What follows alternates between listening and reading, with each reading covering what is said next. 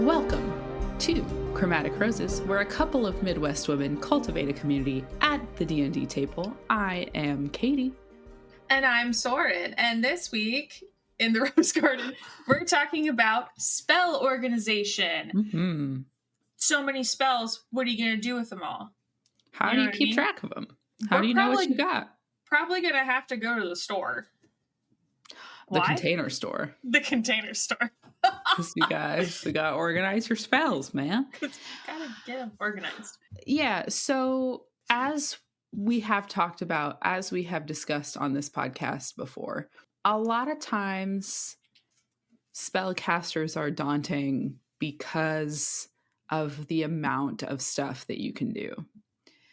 If you're like me, that's half the reason you want to play them, because there's a lot of creative opportunity to like do different things and cool to make stuff. Aesthetically interesting people. Yeah, that's George. Nice. Cat alert. Anyway, but it can also be that level of choice can also be part of what makes it hard to approach. Mm-hmm. So if you want to play a spellcaster, or if you play spellcasters and you're like, I have yet to find something that helps me keep track of everything I've got going on, join the club.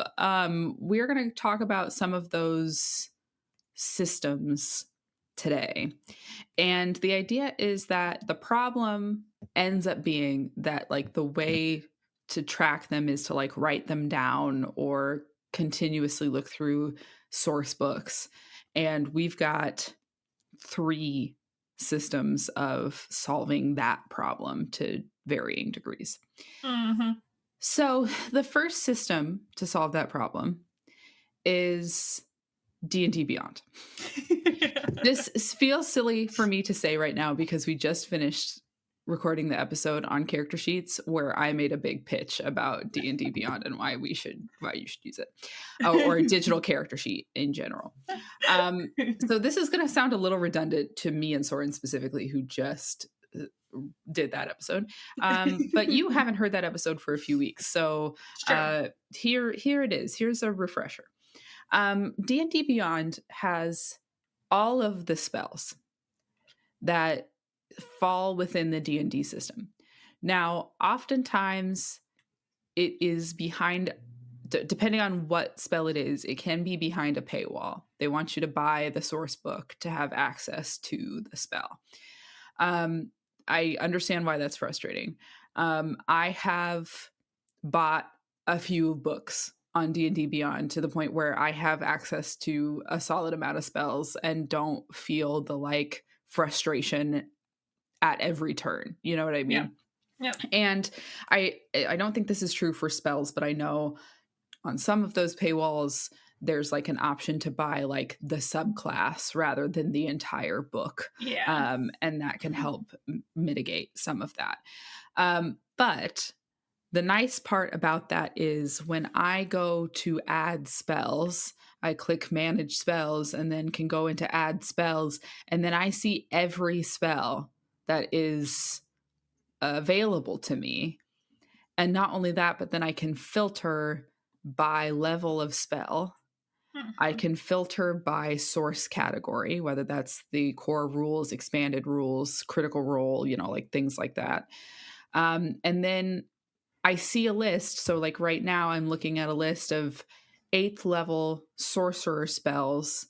And I can see all of them. For instance, Demiplane is one. I can click on Demiplane and read about it and then click on it again and it closes it. So like I can very quickly reduce the amount of information I'm seeing to something very specific, or expand it to be all of the spells within my purview. Right.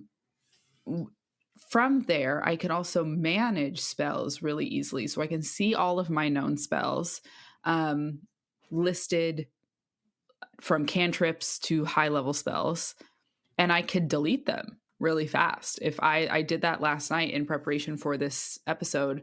I was looking through my spells and kind of seeing what I had, and I realized I had some spells that I like have literally never used Mm-hmm. and don't have a use for at this point. And so I deleted them and replaced them with spells that I thought were better suited for my character at this state in the game. So D&D Beyond already exists. You Mm-hmm. don't have to create it. And the spell interface is already there. Mm-hmm. What's kind of nice, and correct me if I'm wrong on this on this understanding. Mhm. It's been a while since I've said that. Um, when you're in a campaign with other Mhm. people on D&D Beyond, Mhm. isn't there a like shareability within source books? Yes, there is. And I, with Tisiphone, specifically, I believe we created a campaign between TJ and I Mm-hmm. to start sharing some material because we were looking at specific things. And so yes, I think there is. I, in my experience, have run into some issues with that. Sure. And I don't remember all the details of it. So I'm not going to be able to like accurately recall what their whole deal is. Yeah. But I've ran into some issues where like it shares only certain things, but not all of Okay. the things, or, things like that. So I think it's just like something that still needs work Sure. on D&D Beyond's behalf. Listeners, viewers, friends of the garden who might know more than us, do you know why sharing is weird on D&D Beyond? Let us know in the comments. I don't know. I wish I knew more about that, but I just That's don't. all good. So anyway, anywho, that is D&D Beyond, and it is relatively easy to use and doesn't really get too intense as far as like you having to keep track of stuff on your own. Yeah. And it's easy to sort through, it's easy to filter through. So like even when I'm Hmm. looking at just my character sheet, like not looking at like adding spells, I can filter my spells by cantrips, I can filter my spells by a certain level, I can also filter my spells by concentration spells if I needed to. um, Hmm. all of those things are really easy to do. I can track my spell slots here. um, and then it also shows me like upcasting. So like if I want to cast, for instance, uh, let's go to third level. If I wanted to cast magic missile at third level, it like I go to my third level spells and there's magic missile there. It shows me that it's normally a first level spell, but I Hmm. can upcast it at a third level spell. And like that. So like all of that functionality is already built into this Hmm. system. I think for me, as far as organizing spells and using them in function during a game in a middle of a combat session, D&D Beyond is the way I do all of that. Yeah. I might, and this is going to come up later, I might have a different way of looking at something to make a decision, to help me make a decision fast.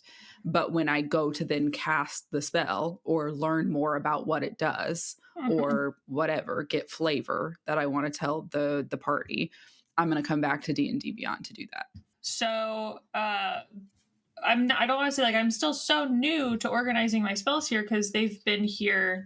My spells for my most current character. They've always been stored in D&D Beyond. I'm just using Mhm. their functionality more and more. And to Caitie's argument and to Caitie's credit, it is really handy just to have all of the interface right in front of your face when you Yeah. need it, Yeah. because there are too many questions that come up for me when I'm about to cast something. If I'm going to cast something, because I do have like limited spell casting ability, Hmm. I it kind of takes a lot of those little like, but what about this? But what about that? But what about it tells you everything you need to know and it Hmm. gives you a little extra like to Hmm. pad everything. Hmm. And so I've found that very handy as I've really started to genuinely utilize it. I think something that is required when being a spellcaster, when choosing to play a spellcaster, you have to have there will be a learning curve to the literacy Yeah. about like what you're reading and what it means. So there needs to be some grace given for that. But also, if you're going to play a spellcaster, you should read this stuff before you come to the table. Mm-hmm. I'm not saying session 0 necessarily, but I'm saying like Mm-hmm. if this is, you've been playing this person for a few months or weeks or whatever, Mm-hmm. I would just go into a couple of spells and remind yourself what things mean. Like Yeah. casting time of one action. What does that mean? Or Mm-hmm. the attack / save, or the range / area, like that kind of a thing. It's helpful if you already kind of have an idea of what that means. The cool thing Mm-hmm. about D&D Beyond is that oftentimes when you hover over something, it'll give you kind of a more intense description of what it is you're looking at. For instance, I'm at the regular character sheet screen. So Fireball is down here. Oh, my screen is also there we go. Fireball is down here, and it says time in this column, but it says 1A. So let's say I have not played before and I'm like 1A. What on earth is that? If I hover over it, it tells me one action. So it takes me an action to cast this spell. Similarly, as I scroll over or hover over, this V-S-M, if I'm like, what does that mean? If I hover over it, it tells me verbal, somatic, material. So that means my character has to say words, has to do something with their hands, and depending on your campaign and your DM, you might have to have certain like Offer up an item. material things to Materials. use Yeah. to be able to cast it. So that is a nice thing about D&D Beyond, is that it will go through and explain some of those things. But then you can kind of see over here, like, this is what I mean by literacy. It is helpful if you've come through and said, okay, like casting time, one action. I can cast that at 150 feet, but it is a 20-foot radius. Here's my components. It's an instantaneous effect. There's no duration to it. They have to make a dexterity 19 saving throw, like that kind of a thing. It's helpful to already kind of know what you're reading before you have to then act on it. But yeah, that's D&D Beyond. And like I was describing earlier, like, yes, I can go through and see all of my spells, of which there are many. Or if I have an idea that like I have so many spell slots, I know I have more first level spell slots than high level spell slots. So I'm going to come into my first level spells and see what I've got. Versus I'm going to go to 5th level, and you can see here, like, my only 5th level spell is Immolation. But then all of these other spells are lower level spells that it's suggesting I could upcast at 5th level. And usually if that is the case, there is this at higher level section where it says, when you cast a spell using a spell slot of 4th level or higher, the damage increases by 1d6 for each slot level above 3rd. So for instance, if I cast Fireball at 10th level or at 5th level, that's 10d6 fire damage. So it just like does a lot of that heavy lifting for you. That's really handy. Mm-hmm.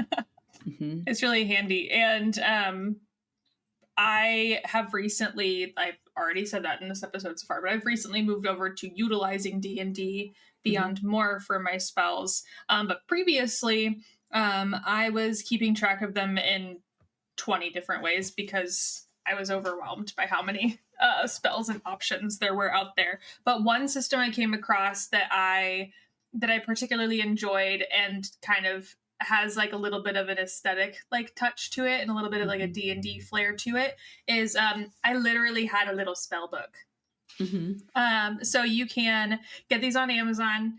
I'm sure you can get them at gaming stores too, but it is quite literally just a little binder that has like slip pages in it that are perfect for the arcane SpellBook cards. And I'm going to share my screen so I can show you what it looks like. The Adventures Kit. I'm going to make this window smaller. Yeah. So this is what the box for the spell cards look like, but this is the box that I own that just has all of the arcane SpellBook cards.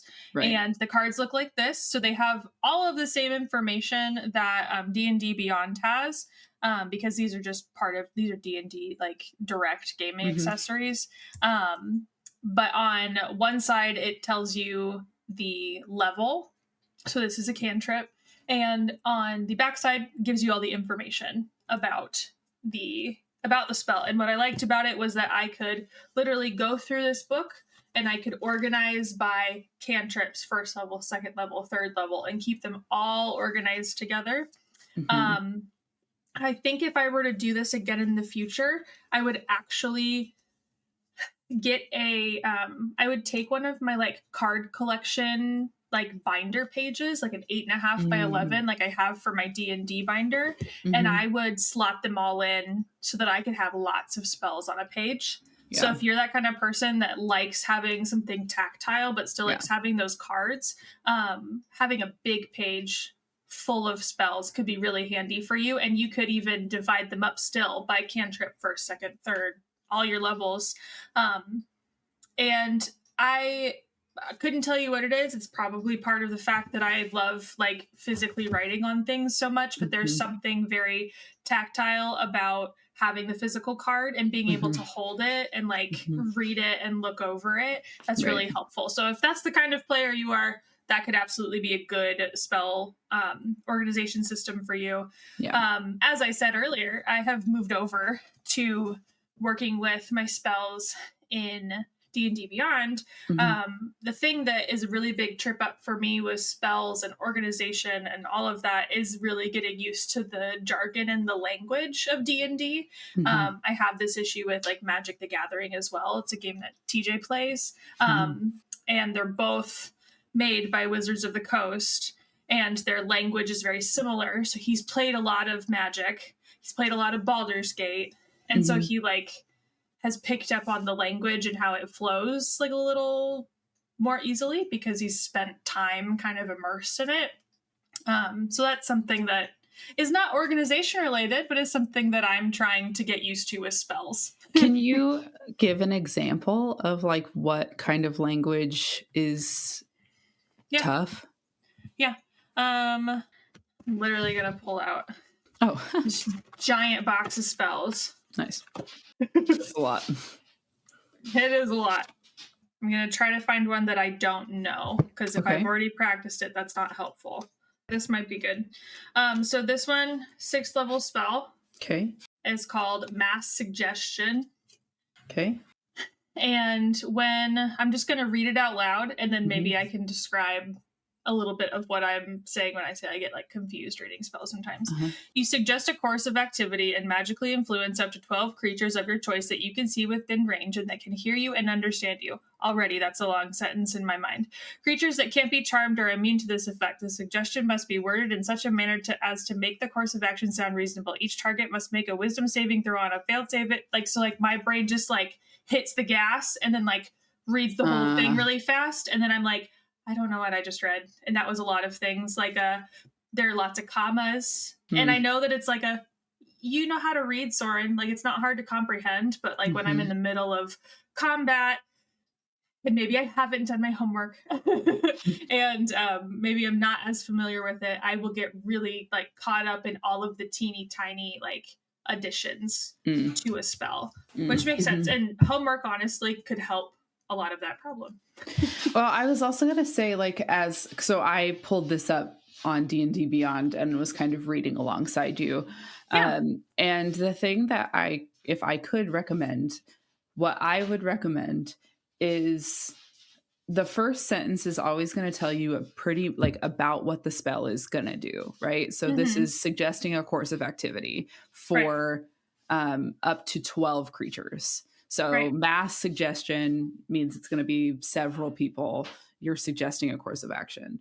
Mm-hmm. And then as I'm skimming the spell, I'm going to look for how many creatures it affects, the saving throw. Like I'm looking for keywords, right? Like I'm looking Sure. for very specific pieces. So Yeah. we know it's a course of suggesting a course of activity for 12 creatures. They have to be within range, which this spell, it is 60 feet. So it has to be within 60 feet of us, and they have to be able to hear and understand us. Yeah. So that's like the first thing I'm going to take a look at. Creatures that can't be charmed are immune to this effect. I'm going to kind of glance over that because chances are I don't know that information. The DM's Sure. going to know that information. Sure. So I'm going to say my goal is to I want to suggest that these individuals flee. Maybe that's my suggestion. Mm-hmm. So I'm going to tell the DM I'm going to cast mass suggestion on all of these people we're facing. My suggestion is going to be flee. And they say, okay. And then they'll go in and they'll have to look. They might ask, like, can you tell me more about that spell? And Sure. that's when I would say things like creatures that can't be charmed this doesn't affect them. Mm-hmm. Then it tells you stuff about how the suggestion has to be worded, which just means that like you can't tell them to kill themselves because like that's not gonna a normal reasonable creature would not follow that suggestion. Right. So you can kind of glance over that a little bit. That whole like last half of that paragraph is just telling you what you cannot tell them to do.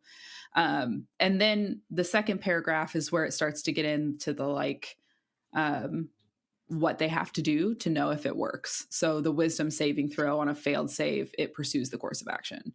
So I'm assuming that on D&D Beyond, now I want to pull that up and see the difference in how this looks, like how big the blurb is.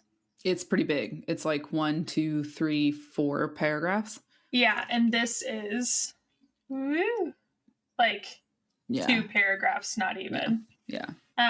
So there's a limitation to when you use these spell cards. Yeah. But they do the quick and dirty. They give you like the full effect, and then D&D Beyond gives you like all of the nitty-gritty.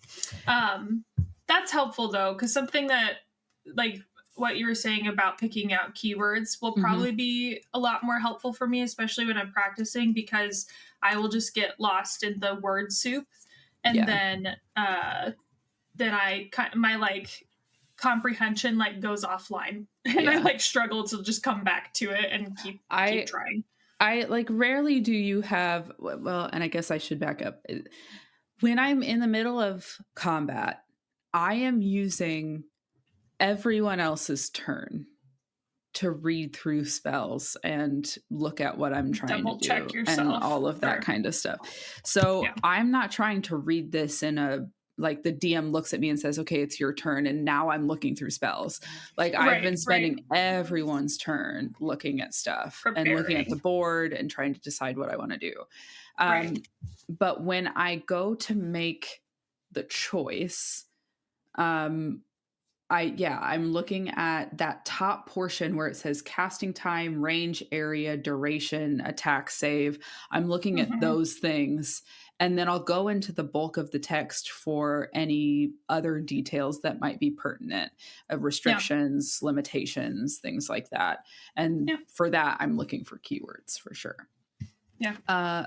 Okay. So that is D&D Beyond, and then that is spell cards. I think Soren made a good point that is helpful for somebody who wants tactile stuff.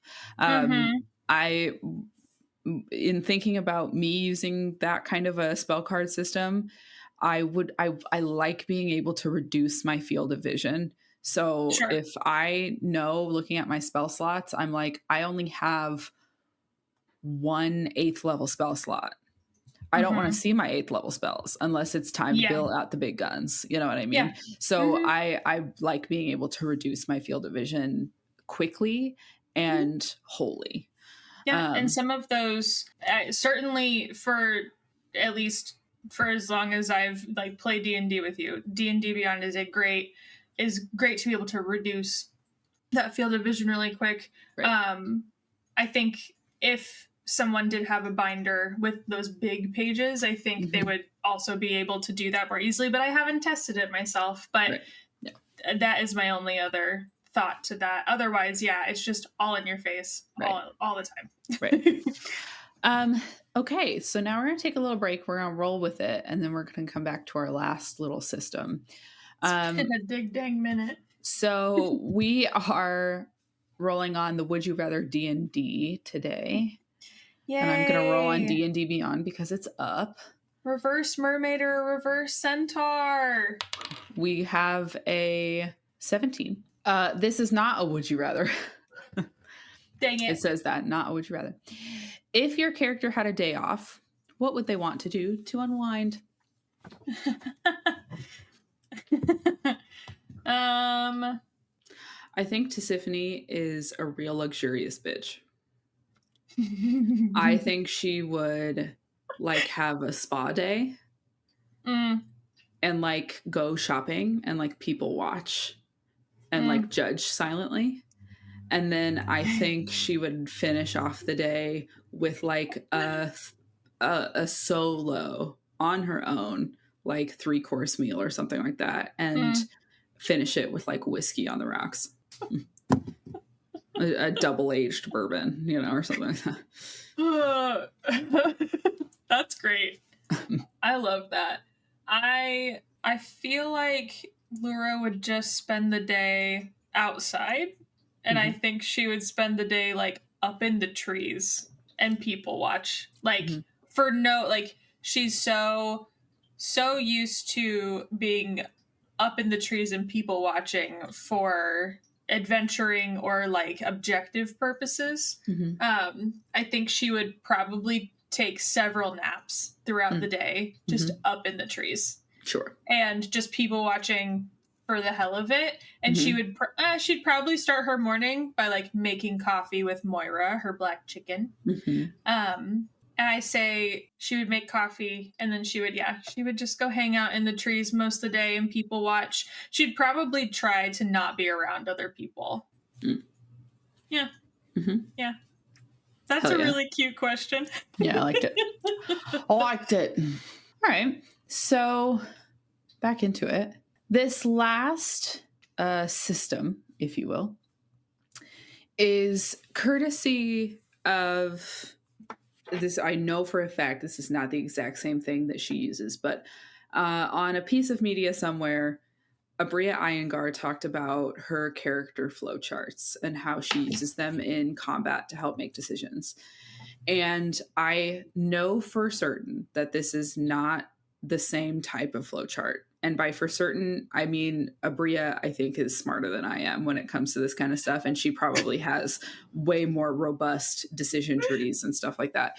Sure. But I, starting with Prim, made a flowchart that helped me keep track of my spells and kind of keep track of the flow of combat. So I'm going to show you Prim's, and then I'm going to show you the one I made literally last night for Tisiphone. And I was also just kind of interested. I was intrigued by how different they are because they're different. Not only was Prim a lower level at this point than Tisiphone is at her level, but they're different kinds of spellcasters. Prim was a cleric and Mm-hmm. Tisiphone is a sorcerer. So what this is just like the flow of combat. We start with an action, and here's all the things you can do as an action. But because I'm a spellcaster, generally I'm going to want to cast a spell. So then I separated my spells into 4 categories, which is also, you can find this on D&D Beyond. They do the same thing. And I listed out every spell that I had within these 4 categories and wrote some like little blurb about what it is and who they are and, like all that kind of stuff. So for instance, she was a cleric, so she was a life domain cleric. Her whole purpose was to heal people. So in my healing column at the top, I have the cantrip, and it's called the first cantrip is called Spare the Dying. The T just means that it requires me to touch the target. And then all I wrote about it was someone almost dead. And that is just a signal to me to say, like, oh, shoot, Laura's down and she's got like 3 hit points. Yes, in fact, someone is almost dead. I'm going to cast Spare the Dying, and I have to touch her to do it. And then I'll go to D&D Beyond and get more into what that means, right? Mm-hmm. For some of them, I was a little bit more intense and like purposeful about what I wrote. For instance, let's go to my damage ones. I have a level 3 spell called Spirit Guardians, and its range was self. So it starts from me and it radiates out 15 feet in a 15-foot radius. It causes them to make a Wisdom 17 saving throw. And if they fail it, they take 3d8 of radiant damage. I didn't put the radiant here, but you'll see in the other place I have specified types of damage. 3d8 radiant damage, and it slows them down. So I wrote some things to know about that spell. And so on and so forth with buff and control. Down here, I also put first level or higher. If I cast a healing spell at first level or higher, I could regain hit points equal to 2 plus the spell's level. So that was just helpful. If I had chosen to heal someone, so I went to action, I said, yes, I'm going to cast a spell. I want to heal someone. And I heal someone first level or higher. Then I follow this flowchart down and I get prompted to, if I did that, add this other thing. Or I could give a potion for a full effect as an action instead of casting a spell. Mm-hmm. That went down then into my bonus actions where I could cast Spiritual Weapon, which is a 60-foot range. It's a +9 to hit and a 1d8 +4 damage. Or if my action was a cantrip, I could cast Healing Word, Sanctuary, Shield of Faith, Field of Faith, or Mass Healing Word as a bonus action. Or I could face step. So like this is kind of all of my bonus action options with some information about when and how I could use those things. Yeah. I've got movement, which then reminds me, because I'm terrible about remembering to move my character around, that in my movement, my goal is to head to the next person to help buff or heal or whatever, or find cover because it's bad if the healer goes down. Right? And then at the very bottom, as we've mentioned before, reactions can happen outside of your turn. So movement is where my turn would technically end. And then throughout the rest of the combat, if somebody leaves my melee range, I can use my reaction to make an opportunity attack to cast a spell of 1 action that targets only that creature. So that's just another reminder of that. So this is kind of the starting point of where this came from.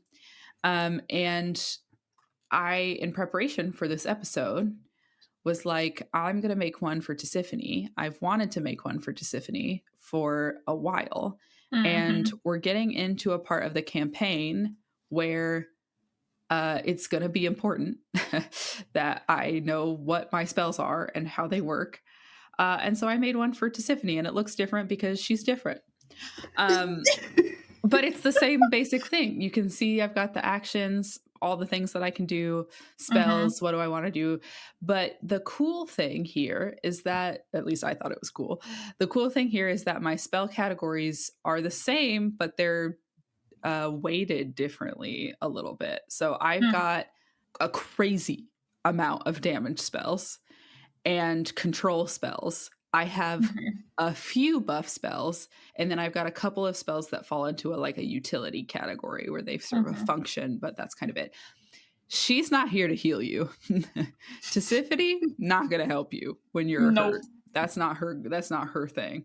So you can kind of see here, it's the same vibe, right? I've got Firebolt.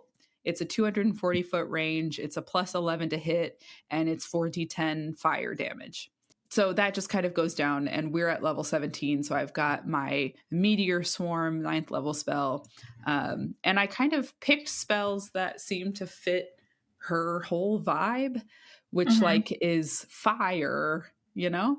So we've got like Firebolt, we've got Magic Missile, we've got Fireball, we've got Immolation, we've got Incendiary Cloud, and we've got Meteor Swarm because she's going to set you ablaze. Yeah, so there's all of that. And on some of these, I wrote a little bit extra stuff. For instance, detect thoughts. That's a good one. So, detect thoughts in my utility. This comes from the Helm of Telepathy. She doesn't have this just on her own. But it's a Wisdom's 13 saving throw. And if they fail that, she gets to read their surface thoughts. Each turn, she can choose to go deeper, which requires another saving throw. If they fail, I get their reasoning or emotion that's kind of underneath their surface thoughts. I can ask them questions to shape their thoughts a little bit. And I can also use this to detect thinking creatures. So if we're in a room and we're not sure who's around, I can cast Detect Thoughts to see if there are thinking creatures near us. Mm. So that's cool. So I play a sorcerer. And the whole point of playing a sorcerer is using meta magic and sorcery points. I forget to do this pretty much every time, including in Baldur's Gate when there are icons that will remind me to do that. So, in making this, I said, I need a big, bright red box that will draw my eyes to remind me to use my meta magic. So I've got 1, 2, 3, 4, 5, 6 different options when it comes to meta magic. And this just changes the way my spells work in different ways. So like a heightened spell, the target gets disadvantage. Quicken spell, I make the spell a bonus action instead of an action. Seeking spell, I can re-roll my attack roll. So on and so forth. And each of them cost different amounts of points, and I only have a finite amount of points available. But if I were to use this, I would be more effective. So I need to remember to do it. And then going down into my bonus actions, I can convert sorcery points into spell slots, or vice versa. I can spend a spell slot to get some more sorcery points. I have a Hound of Ill Omen that I can cast as a bonus action. And then I can Shadow Walk. And I'm really excited to someday be able to do that. How many times have I heard you so far be like, yeah, and is it dark? Is it dark in here? Would you say there are any shadows around? And then Sam will be like, no, it's like broad daylight. And you're like, pretty well lit. And then my movement, you remember with Prims, it was more like find somebody else or get cover. For Tisiphone, it's more just stay ranged. Like I just don't want to be up front when it comes to the battle. And then I've got some reactions. So I've got Hellish Rebuke, which does take a spell slot. Counter Spell, which does take a spell slot. This is my favorite description I wrote. Oh, no, don't move it. Oh, okay. So Counter Spell is 60 feet. Nope the Magic. Is the spell 3rd level or lower? That's an auto nope. If it's higher, then it's a plus 11 to note. So I just really like that. Anyway, and then I also took the Warcaster feat so that I could hit people on their way out. So yeah, I use this in tandem with D&D Beyond. So I'm going to have this up in a combat scenario, and instead of flipping through spells in D&D Beyond, I'm going to use this and say like, okay, I'm going to cast a spell. I want to cause damage. Here are my damage spells. I'll have to go back to D&D Beyond to check things like spell slots, but I can come through here, and once I know I think I want to cast a level 3 spell, here are my level 3 spells, and then a bright red button to remind me to use my meta magic, and I can just follow this flow sheet. So yeah, that's my plug to, if you are a spellcaster and you're looking for ways to help you make quick decisions, I might recommend using a flowchart. To do this, went through my spells in D&D Beyond and had like my notes app up. And I just visually, I mean, you can kind of see it in D&D Beyond because they have these categories, but I just wrote down like, okay, this is a damage spell, this is a damage spell, this is a buff Mm-hmm. spell, and just kind of categorize them that way.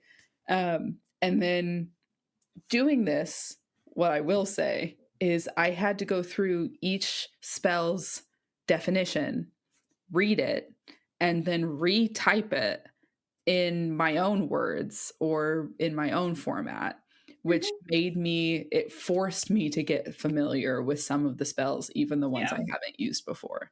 Yeah. And it also made me confront the fact that I don't use my meta magic and I should. So, Yeah. I don't know that if you're somebody that has struggled to keep track of your spells or have struggled to use a very specific piece of your class like meta magic, Yeah. this might be a good way to help you remedy that. I think what I like most about that flowchart is the separation between all the types of spells. Like Mhm. separating things by level, very helpful, Mhm. but you can have a whole host of damage, buff, control, like within one level of spells. Mhm. And sometimes when you're in the middle of combat, all you know or all you can really focus on is I need to do damage or Right. buff or control the Right. enemy or opponent. Yeah. Yeah. I also struggle in combat to think I should do anything other than damage. So this is Sure. also a good reminder. I can see my buff spells and see them quickly to be able to say like mage armor. Oh, I should cast that right now on myself because that's going Mm-hmm. to, like it helps keep an eye on all of those other options. Yeah. The other thing that I did that was helpful was I took that spell list that I made before. I had put it in my flowchart at this point, but I made that list and then I sent that list to TJ and I said, "Is this balanced? Like, is Hmm. this a balanced makeup of spells at this Hmm. point?" And so that is also an easy way to look at the different spells you have and say, okay, I'm a cleric, but I have only damage spells. That's a Hmm. problem. Or That's I'm a weird. sorcerer and I have a bunch of healing spells.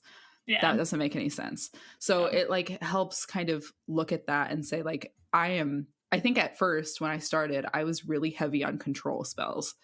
And I Hmm. was just like, that in reality is not as helpful as it looks like it's going to be. So I Yeah. got rid of some of those and put more in damage and stuff like that. So Yeah. yeah.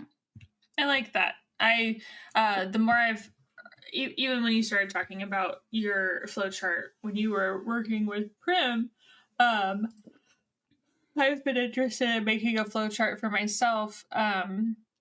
There was a very makeshift flowchart that TJ made for me a long time ago that was on a sheet protector page, and it was just post-it notes with Mm. some of those questions like, do you want to do this, do that, and then Mhm. and then and then and then. Mhm. And that was really handy for a time, so I I think think I'll probably be making a flowchart here soon. yeah, I think it's helpful to help understand the flow of combat, if nothing Yeah, else. And so, absolutely. like, I would even recommend, I know this is a spell organization episode, but I would even go so far as to say, like, even if you're not a spellcaster, make a flowchart about the flow of combat Of your turn, and yeah.